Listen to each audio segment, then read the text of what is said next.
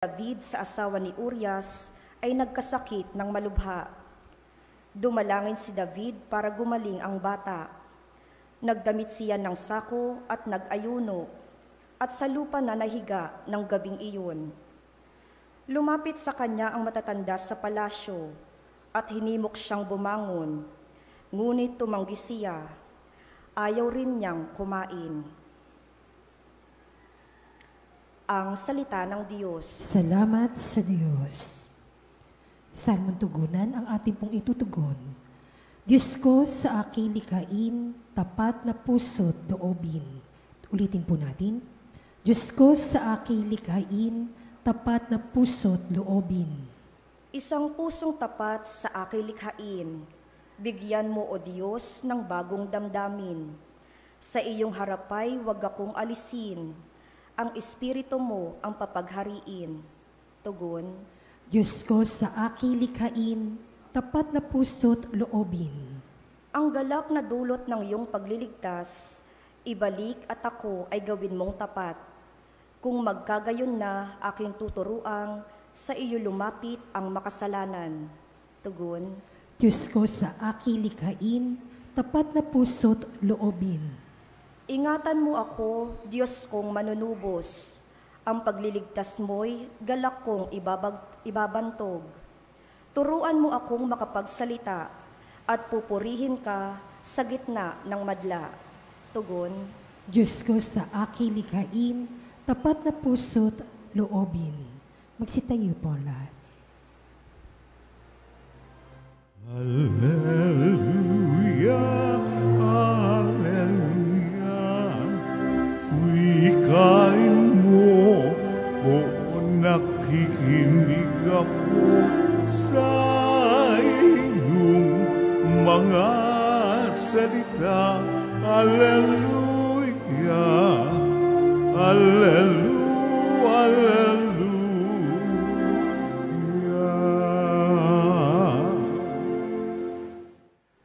Sumainyo ang Panginoon. At sumaiyo rin. Ang mabuting balita ng Panginoon ayon kay San Marcos. Papuri sa iyo, Panginoon.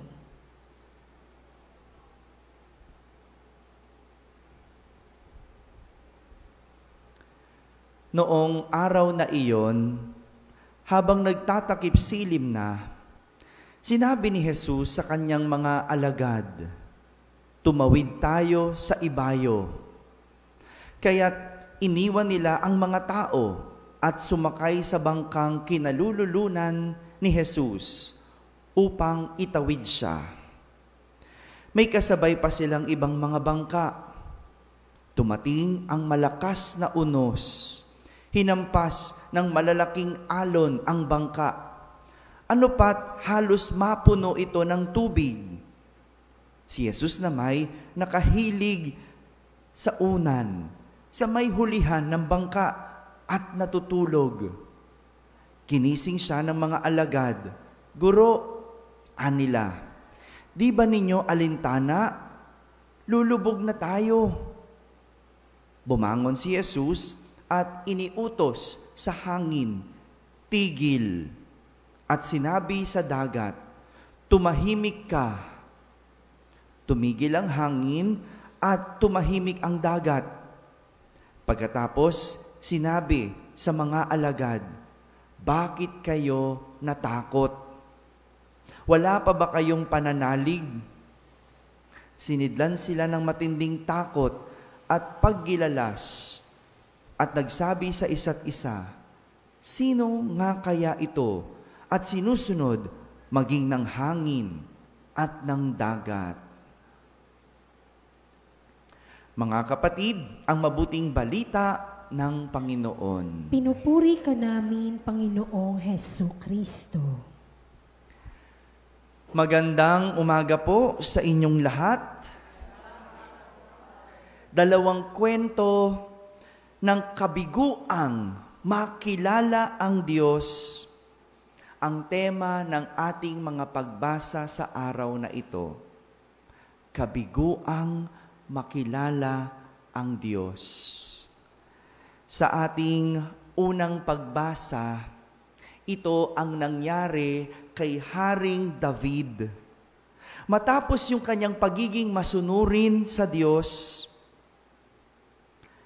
siya ay nakalimot sa Diyos. Matapos niyang laging alalahanin ng Diyos, matapos siyang pagpalain ng Diyos, no? Dahil lagi niyang naaalala ang Diyos, matapos siyang ipanalo sa lahat ng kanyang hinarap na laban, sa isang iglap, nang dahil lang sa tukso, siya ay nagkasala sa Diyos. Nabighani kasi siya. Nabighani ang kanyang mga mata kay Batseba, yung asawa ni Urias. Dahilan para sipingan niya ito at magbunga ang kanyang nagawang pagkakasala. Natukso. Ang ganda siguro kasi, no, nito ni Batseba. No? Imagine niyo, gaano kaganda ito para malimutan ni Haring David ang Diyos. No? Ganun siguro talaga kaganda, no? Kaya natukso. No? Dahil itinuon ng hari ang mata sa pagkabighani at sa tukso, nabigo siyang makita ang Diyos. Kaya siya nahulog sa pagkakasala. Sa tulong ni Propeta Nathan, no, mabuti na lang, ipinadala ng Panginoon si Propeta Nathan. Sa tulong ni Propeta Nathan, muling nabuksan ang mga mata ni Haring David para makita niya ang nagawang pagkakamali. Hindi po ba ganon? Kapag tayo'y nagkakasala, bulag tayo. Hindi tayo nakakakita. Ang tingin lang natin, tama yung ginawa natin.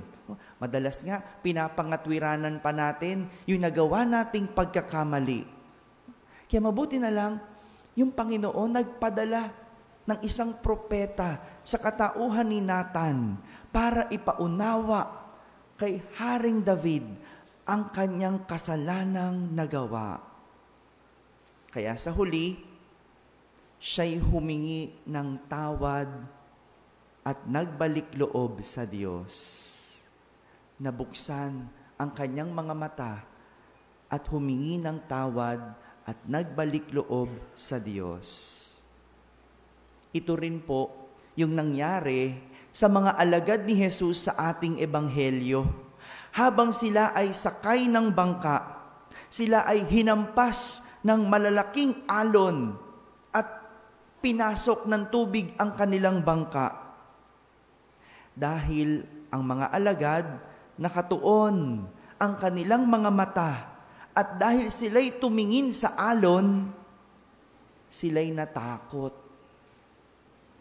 Nabigo silang makita si Jesus na kasama nila sa bangka. Imaginein mo, kasama mo si Jesus, andon, natutulog lang, oh, parelax-relax lang si Jesus. Pero yung mata ng mga alagad, itinuon, itiningin sa alon, sa unos. Kaya sila ay natakot.